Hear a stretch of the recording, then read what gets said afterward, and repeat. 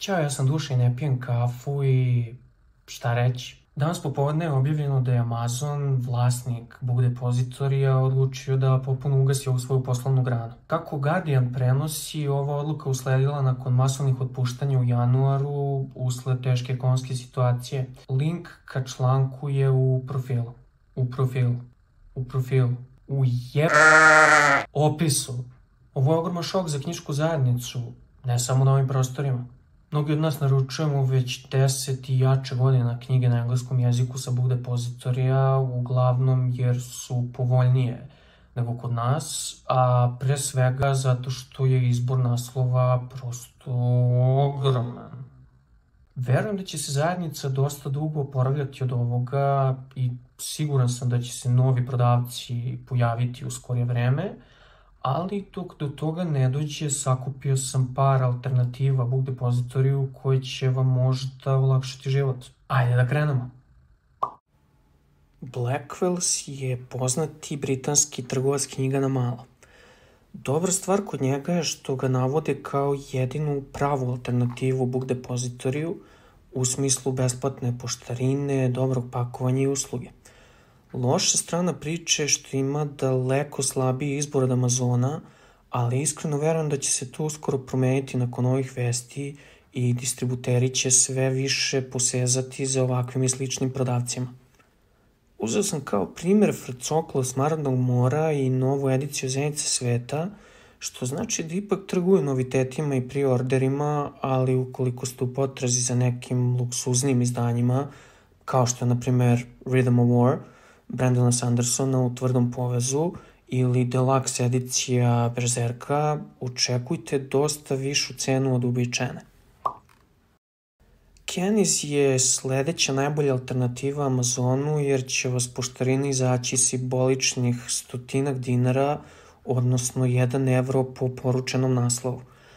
Znači, ako poručite jedan naslov, poštarina će biti 1 evro, ako naručite 2 naslova, bit će 2 evra, itd. U pitanju je irska knjižara i umetnička galerija koja posluje već oko 80 godina, tako da je kvalitetna usluga zagarantovana. Za razliku od Blackwellsa, Kenny's nema baš neki izbor luksuznijih tvrdokoričnih izdanja, naprimer nisam mogao da pronađem Rhythm of War, ali sam pronašao širok izbor manga naslova po ceni od 15 evra pa naniže. Kada poručujete sa Kenny's ili Blackwells, obavezno poredite cene, jer može da se desi da je neki naslov jeftiniji na jednom mestu od drugog. Sad prelazimo preko bare i odlazimo u Indijanu, Sjedinjene Američke Države. Better World Books je nastao kao studentski projekat pre više od 20 godina da bi danas postao multimilijonski gigant prodaje novih i polovnih knjiga na malo. Poštarina je uvek besplatna, a sajt kao što vidite malo zeza, barem tokom snimanja ovog videa, a interfejs dosta podsjeća na sajtove starijeg doba. Uprkos tome, preporučujem Better World Books kao još jednu proverenu alternativu Amazonu i za njega važi isti savjet kao i za prethodne dve preporuke, a možda nađete i nešto polovno i u dobrom stanju, a po znatno manjoj ceni. Sada prelazimo na bonus preporuku, neke možda i najbolju alternativu, a sada ćete saznati zašto.